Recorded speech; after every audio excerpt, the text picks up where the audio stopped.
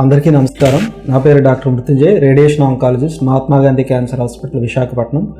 ఈరోజు మనం anal canal cancer గురించి తెలుసుకుందాం. ఈ యానల్ కెనాల్ అనేటటువంటిది మన శరీర భాగంలో మలం తీసుకెళ్లేటటువంటి చివరి భాగాన్ని యానల్ కెనాల్ అంటారు.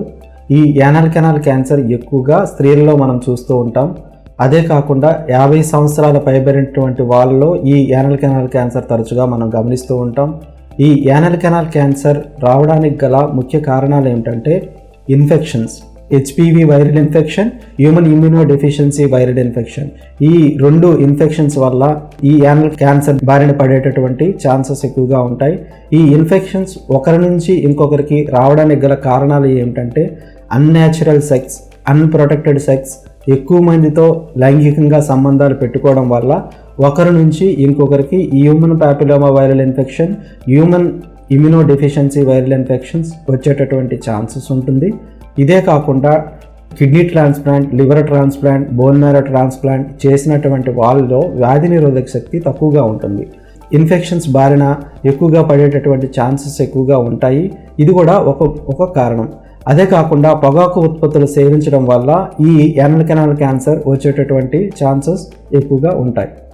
ఈ యానల్ కెనాల్ క్యాన్సర్ వచ్చేటటువంటి వాళ్ళలో లక్షణాలు ఎలాగ ఉంటాయంటే దీర్ఘకాలికంగా చీము కానీ నీరు కానీ తరచుగా ఆ మలరంధ్రం నుంచి కారుతూ ఉంటుంది. అదేవిధంగా ఈ కణితలు బయటకు కనిపించే విధంగా, లేదంటే లోపల ఏదో కణిత ఉన్నట్లుగా ఫీలింగ్ అనేది కలుగుతూ ఉంటుంది. కొన్నిసార్లు రక్తస్రావం జరుగుతుంది. కొన్నిసార్లు తరచుగా ఆ చుట్టుపక్కల భాగంలో దురద పుడుతూ ఉంటుంది. కొన్నిసార్లు వేరే భాగాలకు కానీ ఈ యానల్ కెనాల్ క్యాన్సర్ పాకింది అని అంటే, సపోజ్ లివర్కి పాకిందంటే లివర్లో కణితలు ఉండడం వల్ల పొట్టలో నొప్పి రావడం కానీ, నీరు చేరడం కానీ, కడుపు ఉబ్బరంగా ఉండడం కానీ ఇలాంటి లక్షణాలు గమనిస్తూ ఉంటాం. అదే ఎముకలకి పాకిందంటే ఆ ఎముకలు వచ్చి పాకినటువంటి భాగంలో నొప్పి ఉండడం కానీ ఇలాంటి లక్షణాలు మనం గమనిస్తూ ఉంటాం. తర్వాత ఈ యానల్ కెనాల్ క్యాన్సర్ని ఎలా నిర్ధారణ చేసుకోవాలి? ఇలాంటి లక్షణాలు గమనిస్తూ ఉంటే వెంటనే డాక్టర్ గారిని సంప్రదించి పరీక్ష చేయాల్సి ఉంటుంది. ఆ పరీక్షలో యానల్ కెనాల్ క్యాన్సర్ యొక్క కణితలు ఎక్కడున్నాయి అనేటువంటివి గమనించాల్సి ఉంటుంది. ఆ భాగంలో ముఖ పరీక్ష చేయడం వల్ల ఇది ఏ రకమైనటువంటి యానల్ కెనాల్ క్యాన్సర్ అనేది నిర్ధారణ చేసుకోవాల్సి ఉంటుంది. ముఖ్యంగా స్క్వామస్ సెల్ కార్సినోమాస్ ఎక్కువగా మనం తరచూ చూస్తూ ఉంటాం. కొన్నిసార్లు ఎడినో కార్సినోమా హిస్టాలజీస్ కూడా మనం చూస్తూ ఉంటాం. ఒకసారి ఈ క్యాన్సర్ నిర్ధారణ చేసిన తర్వాత అంటే ఏ స్టేజ్లో ఉంది, అక్కడే ఉందా లేదంటే వేరే భాగాలకు పాకిందా అనేది తెలుసుకోవాల్సి ఉంటుంది. అక్కడే ఉంది లేదంటే చుట్టుపక్కల ఉన్నటువంటి లింఫ్ గ్రంథులకు కానీ పాకిందని తెలుసుకోవడానికి ఎంఆర్ఐ స్కాన్ చేసుకోవాల్సి ఉంటుంది. తర్వాత వేరే అవయవాలకు పాకింది అని తెలుసుకోవడానికి సిటీ స్కాన్ కానీ పెట్ సిటీ స్కాన్ కానీ చేయించుకోవాల్సి ఉంటుంది. ఈ యానల్ కెనాల్ క్యాన్సర్ యొక్క ట్రీట్మెంట్ 2 విధాలుగా ఉంటుంది. క్యాన్సర్ యొక్క ముందు దశలో ఉన్నా కానీ లేదంటే ఎర్లీ T1 స్టేజ్లో కానీ క్యాన్సర్ని మనం సర్జరీ, ఆపరేషన్ ద్వారా వేయవలసి ఉంటుంది. ఒకవేళ స్టేజ్ పెరిగే కొద్దీ అంటే 2వ స్టేజ్, 3వ స్టేజ్లో కీమో రేడియేషన్ అనేటటువంటి వైద్యం ఇవ్వాల్సి ఉంటుంది.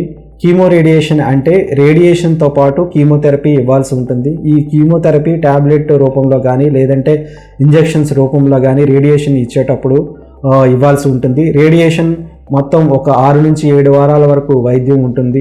ట్రీట్మెంట్ కంప్లీట్ అయిన తర్వాత ఈ వ్యాధి యొక్క ఎంతవరకు తగ్గింది అనేది తెలుసుకోవాల్సి ఉంటుంది. తిరిగి మనం ఎంఆర్ఐ స్కాన్ చేసుకోవాల్సి ఉంటుంది. ఈ ఎంఆర్ఐ స్కాన్లో వ్యాధి పూర్తిగా తగ్గింది అని అంటే రెగ్యులర్గా ఫాలోఅప్లో పెట్టుకుంటే సరిపోతుంది. కానీ వ్యాధి తగ్గలేదు, ఇంకా ఉంది అని అంటే సాల్వేజ్ సర్జరీ అంటే సర్జరీ అనేది అటెంప్ట్ చేయాల్సి ఉంటుంది. ఒకవేళ సర్జరీ ఫిట్ కాలేదు అని అంటే పాలియేటివ్ కీమోథెరపీ అనే వైద్యం చేయాల్సి ఉంటుంది. కొంతమందిలో ఈ యానల్ కెనాల్ క్యాన్సర్ రాకుండా ఉండడానికి ముందుగా కొన్ని జాగ్రత్తలు తీసుకోవాలి.